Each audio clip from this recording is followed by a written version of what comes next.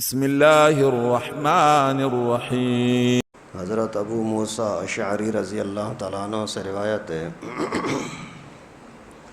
کہ رسول اللہ صلی اللہ علیہ وسلم نے فرمایا، ان فضل عائشۃ علی سائر النساء کفضل الثرید علی سائر الطعام۔ آج 17 رمضان ہے اور 17 رمضان مبارک کو ام المومنین سیدہ عائشہ صدیقہ رضی اللہ تعالیٰ عنہ کی وفات ہوئی ہے۔ اس وجہ سے کچھ باتیں امی عائشہ کے بارے میں آپ کو بتاتا ہوں۔ اللہ کے نبی صلی اللہ علیہ وسلم نے فرمایا کہ عائشہ کی فضیلت سب عورتوں پر ایسی ہے جیسے کھانے میں ثرید کی فضیلت سب کھانوں پر۔ جیسے ثرید کا مقابلہ کوئی اور کھانا نہیں کر سکتا، تو میری اہلیہ میری بی بی عائشہ کا مقابلہ دنیا کی کوئی عورت نہیں کر سکتی۔ ثرید کہتے ہیں کہ عمدہ قسم کا گوشت ہو، شوربے والی گوشت کی سالن ہو اور روٹی کے ٹکڑے کر کے ایک برتن کے اندر ڈال دو، ایک تھالے کے اندر تشت میں ڈال دو، اسی کے اوپر وہ گوشت کا شوربہ ڈالو، اوپر سے گوشت کے ٹکڑے رکھ دو، تو اسی کو کہتے ہیں ثرید۔ اور یہ کھانے کے اندر بھی بہت مزیدار، پیغمبر کریم کو بڑا محبوب کھانا تھا۔ سارے عرب لوگ اس کھانے کو بہت ہی محبت سے کھاتے تھے۔ ظاہر ہے دال چاول وغیرہ اس طرح کی چیزوں کے مقابلے میں اگر بکرے کا گوشت، دمبے کا گوشت مل جائے تو اس کی فضیلت کا انکار تو نہیں ہے۔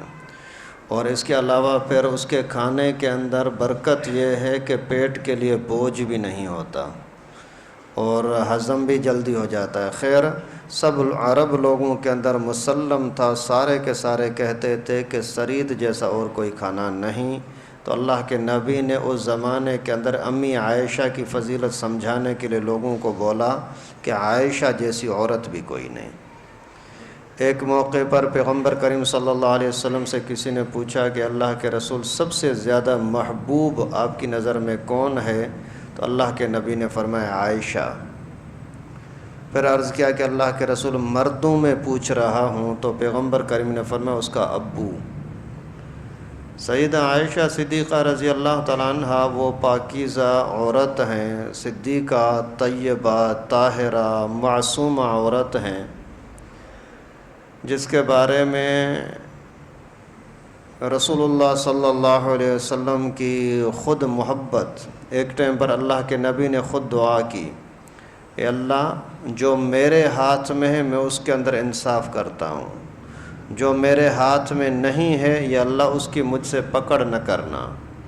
مقصد یہ ہے کہ ایک ہے ظاہری طور پر باری باری بیویوں کے پاس، گھر والیوں کے پاس جانا، یا اللہ میں نے کبھی اس کے اندر وقت کی کوتاہی نہیں کہ جتنا ٹائم ایک گھر والی کو دیتا ہوں اتنا ہی دوسری کو دیتا ہوں، لیکن جو دل کے اندر محبت جو ہے یہ تو میرے ہاتھ میں نہیں، یا اللہ یہ تیرے ہاتھ میں، تو نے اگر کسی عائشہ کے لیے، سیدہ عائشہ کے لیے زیادہ محبت ڈالی ہے تو یا اللہ یہ میرے بس میں نہیں ہے۔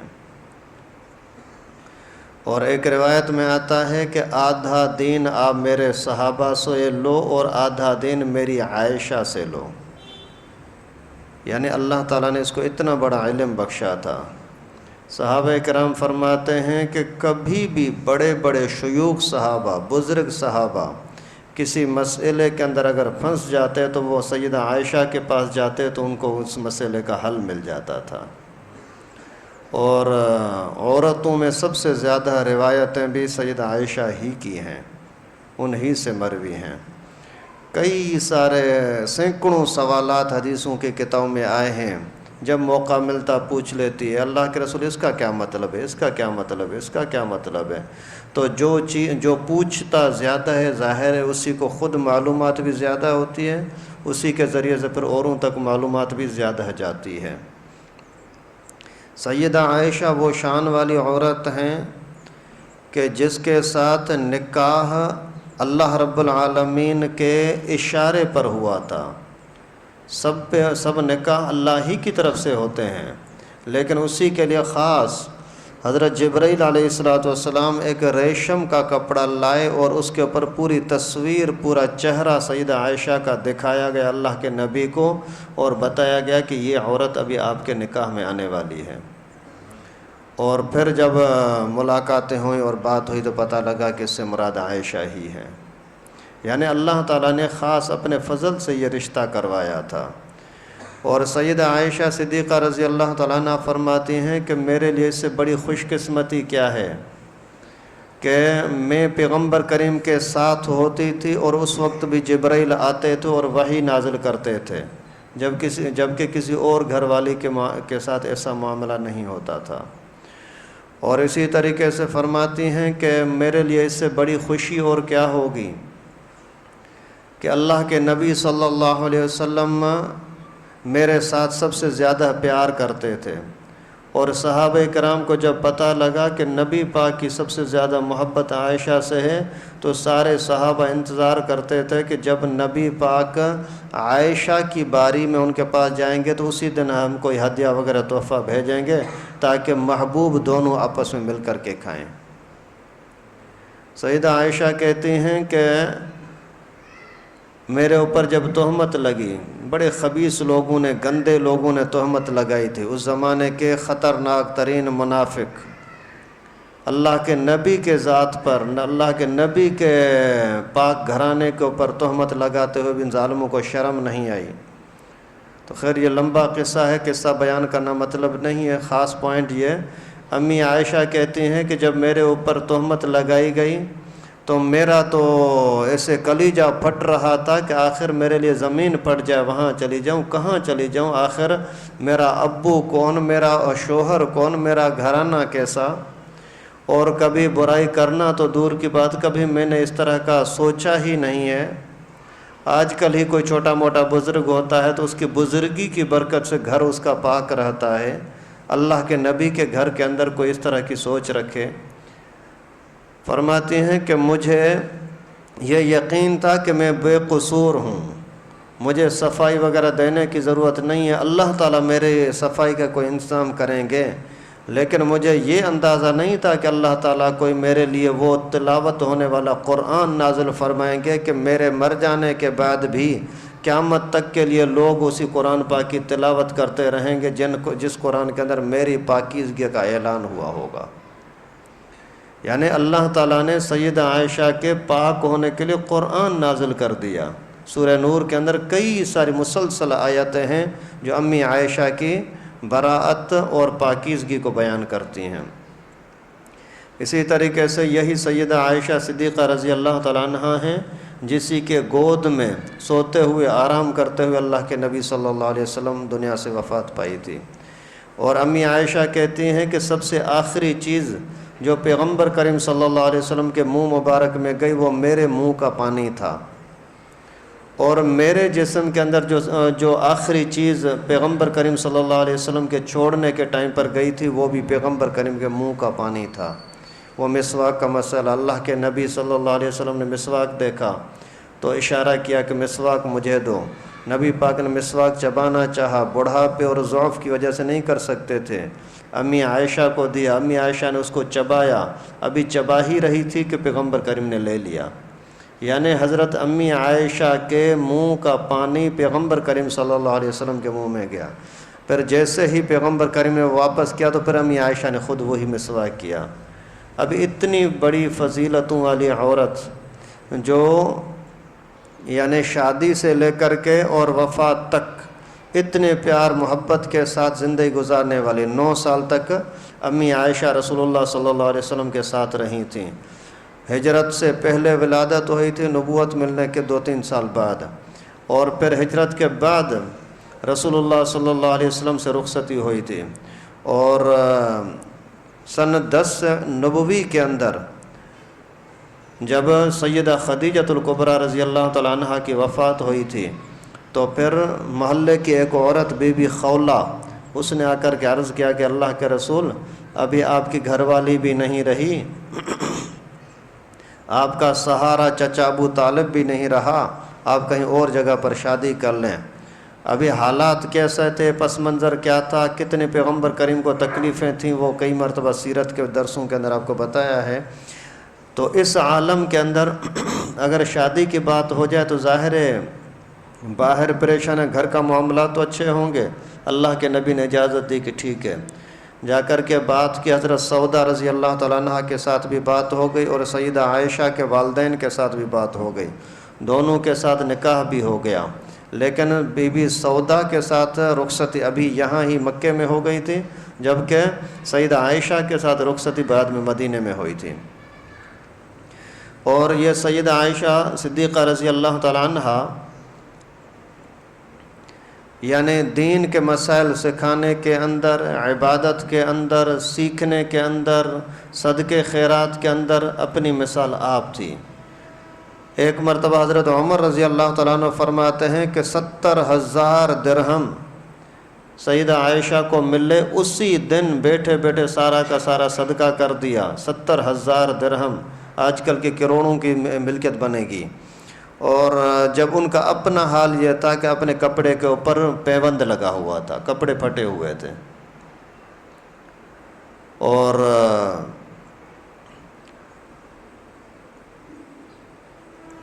یعنی ہزاروں حدیثیں اور اس طرح کے فضائل کئی سارے ہیں۔ اور جتنا اللہ تعالیٰ نے اسی سیدہ عائشہ سے کام زیادہ لیا، اتنا ہی پھر اسلام کے دشمنوں نے اس کے خلاف نفرت بھی زیادہ رکھی۔ سیدہ عائشہ صدیقہ رضی اللہ تعالیٰ عنہ تقریباً یعنی پیغمبر کریم کے وفات کے تقریباً 47 سال بعد وفات ہوئی ہے، سن 57 ہجری کے اندر، اور یعنی آج سے 1400 سال گزر چکے ہیں۔ آج تک اسلام کے دشمن امی عائشہ کے خلاف بھونکتے ہیں، بکواس کرتے ہیں۔ کیوں کرتے ہیں؟ ظاہر میں باتیں تو بہت ساری کرتے ہیں، لیکن اصل بات دین کے ساتھ دشمنی ہے۔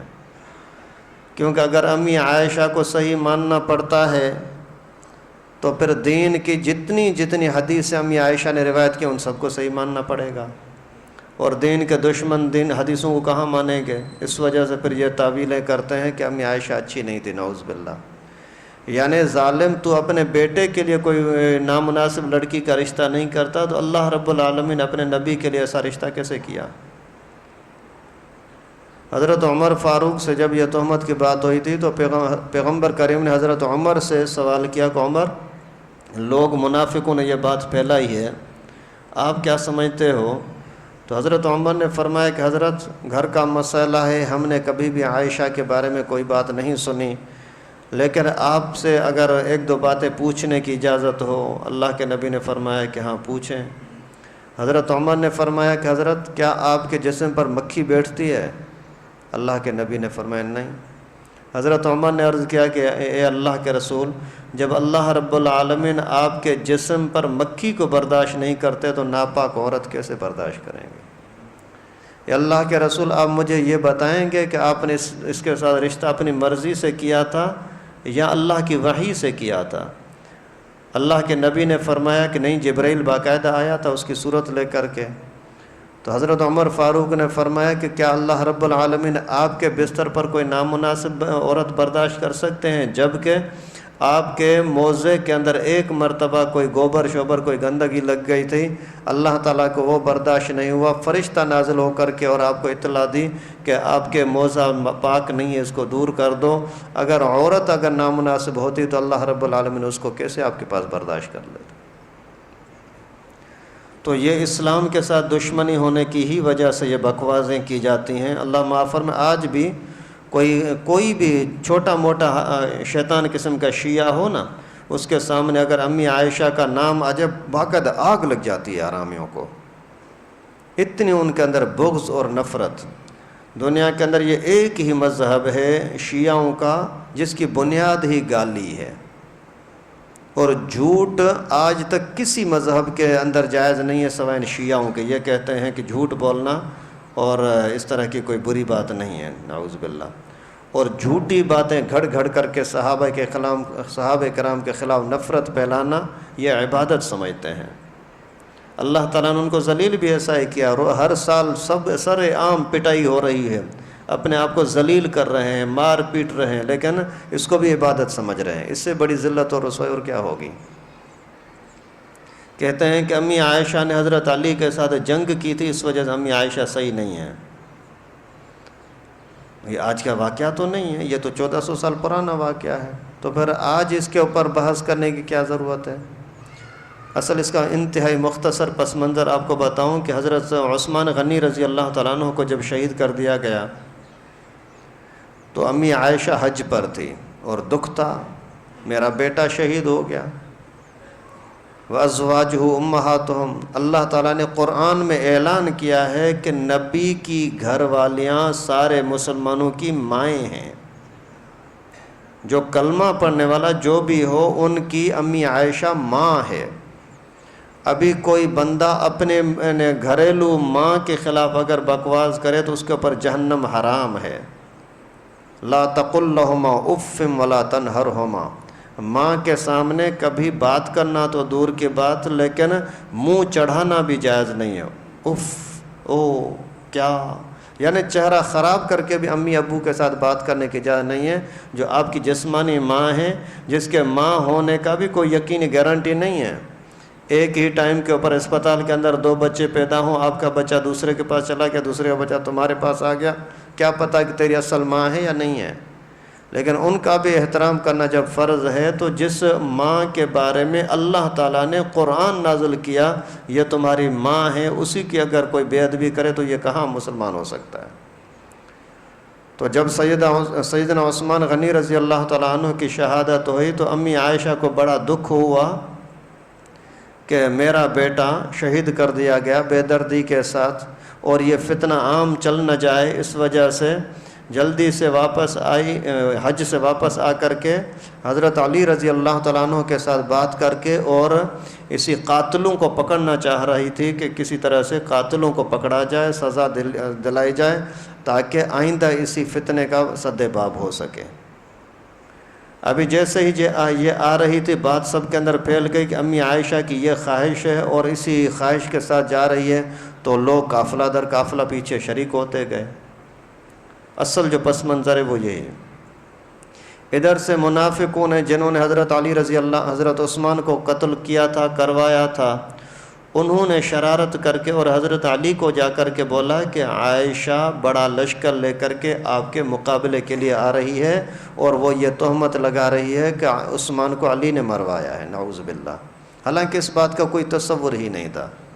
حضرت علی نے تو خود حسن حسین کو باڈی گارڈ کر کے بھیجا تھا حضرت عثمان کے دروازے پر، وہاں جا کر کے چوکی داری دو. منافقوں نے ایسی باتیں کی، حضرت علی نے اعتماد نہیں کیا، نہیں بھائی تم جھوٹ بولتے ہو، اس طرح کا کوئی تصور ہی نہیں ہے. انہوں نے بولا کہ ایسا کرتے ہیں، دیکھتے ہیں اگر وہ ہمارے اوپر حملہ نہیں کرتی، وہ قافلہ ہمارے اوپر حملہ آور نہیں ہوتا تو ٹھیک ہے ہم بھی نہیں کریں گے، اگر انہوں نے حملہ کیا تو ہم بھی کریں گے. تو حضرت علی نے پھر بھی سمجھایا کہ یہ تو ہو ہی نہیں سکتا کہ امی عائشہ میرے ساتھ لڑے اور لڑائی ہو، لیکن ان کا کام تو شرارت تھی نا. منافقوں کا کام ہمیشہ یہی ہوتا ہے کہ مسلمان آپس میں لڑتے رہیں، اور ابھی اگر صلح ہو جائے تو یہ منافق مارے جائیں گے جنہوں نے یہ ساری شرارتیں کی تھیں. تو حضرت سیدہ عائشہ جیسے قریب پہنچا اس کا قافلہ تو انہوں نے پیغام بھیجا حضرت علی کی طرف کہ علی میں اس مقصد کے لیے آئی ہوں.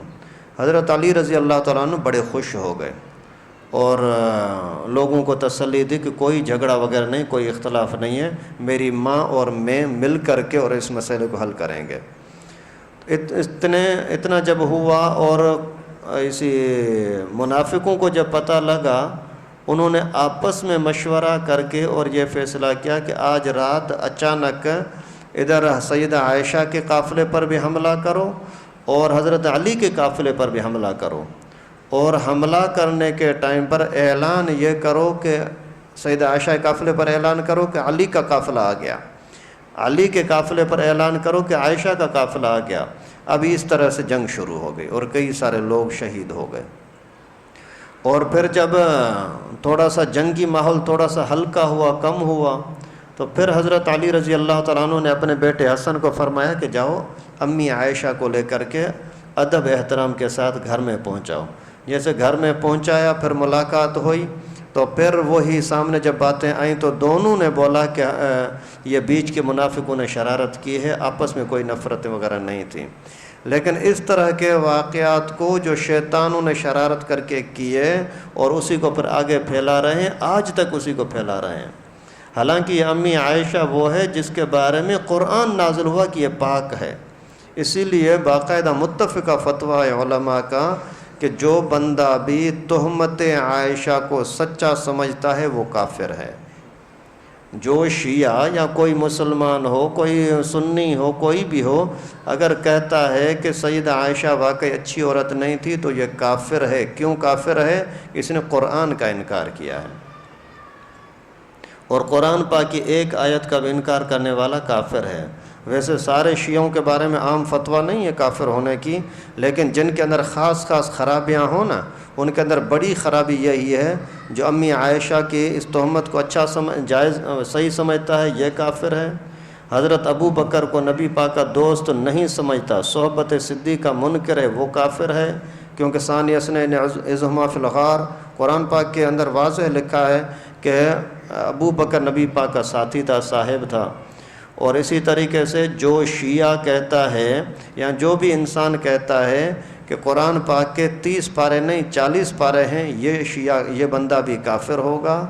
اسی طریقے سے جو کہتے ہیں کہ سارے صحابہ اسلام سے ہٹ گئے تھے، وہ بھی کافر ہیں، کیونکہ صحابہ کی شان کے بارے میں خود قرآن نے کئی گواہیاں دی ہیں۔ اولئک الذین امتحن اللہ قلوبہم للتقوی رضی اللہ عنہم ورضوا عنہ، کئی طرح کی آیتیں ہیں صحابہ کی عظمت کے بارے میں۔ تو قرآن کوئی بھی ایسا عقیدہ جو قرآن کے خلاف ہو، وہ عقیدہ رکھنے والا کافر ہوتا ہے۔ اللہ تعالیٰ سے دعا ہے کہ اللہ پاک ہم سب کو امی عائشہ کا، رسول اللہ صلی اللہ علیہ وسلم کے گھر والوں کا، نبی پاک کے صحابہ کا شان اور عظمت سمجھنے کی توفیق نصیب فرمائے۔ نبی پاک کے دشمنوں کو نبی پاک کے دشمن، نبی پاک کے گھر والوں کے دشمن، ہماری ماؤں کے دشمن، ہمارے صحابہ کے دشمنوں کو اللہ تعالی ہم سب کو اپنا دشمن سمجھنے کی توفیق نصیب فرمائے۔ وآخر دعوانا ان الحمدللہ رب العالمین۔